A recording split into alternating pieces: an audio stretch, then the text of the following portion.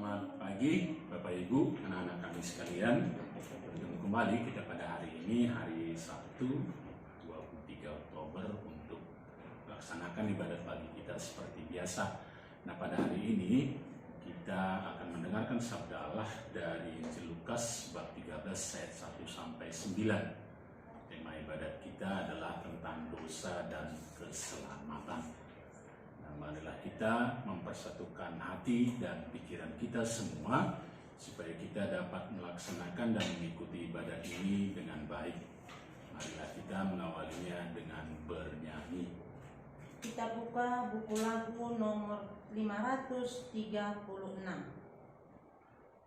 Mari muliakan, 1, 2, ya. Mari muliakan Maria sang perawan yang murni, Bunda Kristus dan penuh dan Bunda Gereja yang suci. Dalam nama Bapa dan Putra dan Roh Kudus. Amin. Bapak Ibu, anak-anak kami sekalian, dosa dan keselamatan adalah hal yang sering kita dengar, sering kita alami dalam kehidupan iman kita sehari-hari. Nah, pada hari ini Injil kita mengajak kita untuk lebih merenungkan dan lebih memahami tentang hal itu. Marilah kita berdoa. Allah Bapa yang Maha Baik, kami bersyukur atas berkat dan penyertaan-Mu yang pada hari ini kembali mempersatukan kami semua untuk memuji dan memuliakan nama-Mu pada saat ini. Bapa, hadirlah di tengah-tengah kami bersama Roh Kudus-Mu. Tuntunlah kami untuk memahami firman-Mu, sehingga sebagai anak-anak-Mu kami dapat lebih memahami, dapat lebih mengerti dan mempraktekannya dalam kehidupan kami sehari-hari, sesuai dengan kehendak-Mu. Demi Kristus, Tuhan dan pengantara kami, yang hidup bersama dengan Dikau dalam persekutuan Roh Kudus, Allah yang berkuasa, kini dan sepanjang masa. Amin.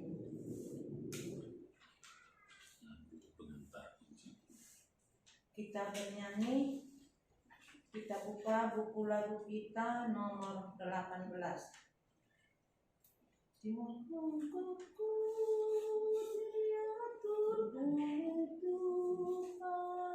Iya. Ya, langkahku diatur oleh Tuhan dan tangan kasih-Nya memimpinku di tengah gelombang dunia menakutkan. Hatiku tetap tenang teduh, setiap langkahku ku Tuhan yang pimpin ke tempat tinggi ku diantarnya, hingga sekali nanti aku tiba di rumah Bapa surga yang bakal. Tuhan beserta kita Sekarang dan selama-lamanya. Inilah Injil Tuhan kita Yesus Kristus menurut Lukas. Dimuliakanlah Tuhan. Dosa dan penderitaan, perumpamaan tentang pohon ara yang tidak berbuah. Pada waktu itu datanglah kepada Yesus beberapa orang membawa kabar tentang orang-orang Galilea yang darahnya dicampurkan Pilatus dengan darah korban yang mereka persembahkan. Yesus menjawab mereka, sangkamu orang-orang Galilea ini lebih besar dosanya daripada semua orang Galilea yang lain, karena mereka mengalami nasib itu. Tidak, kataku kepadamu, tetapi jikalau kamu tidak bertobat, kamu semua akan binasa atas cara demikian. Atau sangkamu ke-18 orang yang mati ditimpa menara dekat Siloam lebih besar kesalahannya daripada kesalahan semua orang lain yang diam di Yerusalem? Tidak, kataku kepadamu, tetapi jikalau kamu tidak bertobat, semua akan binasa atas cara demikian. Lalu Yesus mengatakan perumpamaan ini. Seorang mempunyai pohon ara yang tumbuh di kebun anggurnya, dan ia datang untuk mencari buah pada pohon itu, tetapi ia tidak menemukannya. Lalu ia berkata kepada pengurus kebun anggur itu, "Sudah 3 tahun aku datang mencari buah pada pohon ara ini, dan aku tidak menemukannya. Tebanglah pohon ini. Untuk apa ia hidup di tanah ini dengan percuma?" Jawab orang itu, "Tuan, biarkanlah ia tumbuh tahun ini lagi. Aku akan mencangkul tanah di sekelilingnya dan memberi pupuk kepadanya. Mungkin tahun depan ia berbuah. Jika tidak, tebanglah dia." Demikianlah Injil Tuhan. Terpujilah Kristus. Bapak Ibu, anak-anak kami yang terkasih, pada hari ini Injil kita bercerita tentang bagaimana sekelompok orang yang datang ke hadapan Yesus bercerita tentang orang-orang yang dihukum.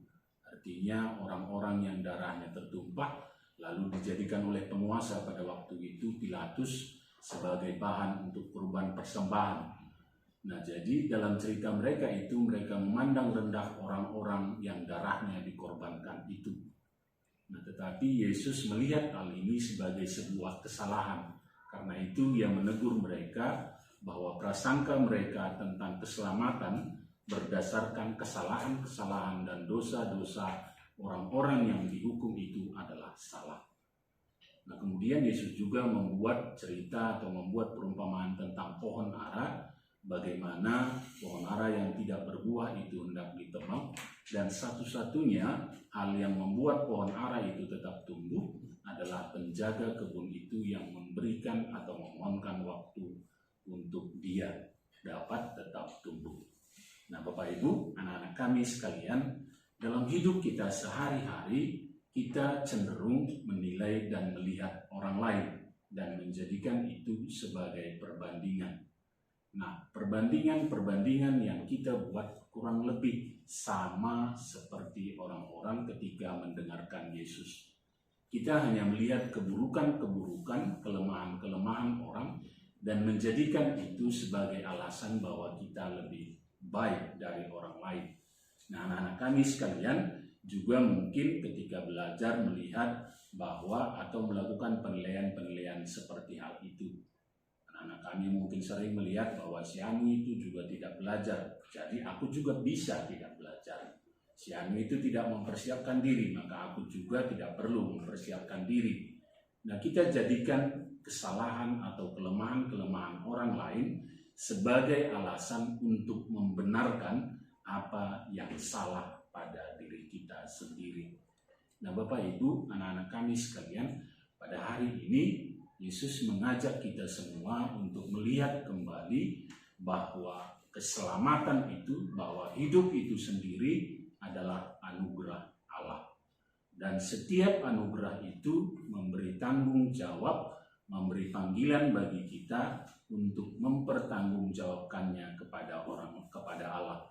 Nah, tanggung jawab itu bukan berdasarkan perbuatan orang lain, bukan berdasarkan pertobatan orang lain, bukan pula berdasarkan dosa-dosa orang lain, tetapi berdasarkan buah-buah pertobatan kita sendiri. Nah, artinya kita semua memiliki kehidupan karena anugerah Allah. Semua kesuksesan yang kita miliki adalah buah dari upaya dan usaha kita. Nah, jadi kesuksesan, keberhasilan yang kita miliki tidak ditentukan oleh kegagalan atau kesalahan orang, tetapi ditentukan oleh sebesar apa, sebaik apa usaha yang kita buat. Nah, lebih jauh dari itu, berharga tidaknya hidup kita, baik tidaknya hidup kita, tidak ditentukan oleh orang lain atau tidak ditentukan oleh buruknya kehidupan orang lain, tetapi ditentukan oleh apa yang kita katakan, apa yang kita pikirkan, dan apa yang kita lakukan dalam hidup kita. Nah, pada hari ini Injil mengajak kita untuk melihat ke dalam diri kita sendiri. Kita diajak untuk mensyukuri hidup kita bukan berdasarkan kekurangan pada orang lain, tetapi melalui iman dan pertobatan. Artinya buah-buah pertobatan kita itulah yang menyelamatkan kita. Buah-buah dari usaha dan kerja keras kita lah yang membuat kita layak dan pantas meraih kesuksesan. Jadi keselamatan kita bukan karena dosa-dosa orang lain lebih besar dari dosa yang kita miliki, tetapi karena buah dari pertobatan kita. Keberhasilan kita bukan karena kegagalan orang lain, tetapi karena usaha dan upaya kita. Bapak Ibu, anak-anak kami sekalian, semoga renungan kita pada hari ini dapat semakin meneguhkan iman kita, dapat semakin mengajak kita untuk lebih memahami sabda Allah dan mempererat persatuan kita sebagai anak-anak Allah. Amin. Amanat sabda kita pada hari ini, keselamatan adalah buah-buah dari pertobatan dan bukan dari dosa-dosa orang lain. Marilah berdoa. Allah Bapa yang Maha Baik, kami datang menghadap padamu dengan pujian dan syukur. Kami sadar kami penuh dengan kelemahan pikiran dan kelemahan hati yang membuat kami sering bangga dengan penilaian-penilaian yang salah pada diri kami tentang sesama kami. Kuatkan dan ajarilah kami selalu dengan Roh Kudus-Mu, supaya kami memiliki kebijaksanaan untuk menjawab tugas dan panggilan kami bagi keselamatan kami, untuk keagungan dan kemuliaan nama-Mu. Demi Kristus, Tuhan dan pengantara kami. Amin. Tuhan beserta kita, sekarang dan selama-lamanya. Semoga kita sekalian diberkati oleh Allah Bapa yang Maha Kuasa, atas nama Bapa dan Putra dan Roh Kudus. Amin. Bapak Ibu, anak-anak kami sekalian, ibadat pagi kita pada hari ini telah selesai. Syukur kepada Allah. Marilah kita hidup dalam damai dan pertobatan. Amin. Lagu penutup, buku lagu 545. Kita nyanyikan ayat 1 dan ayat 2. Ratu Rosari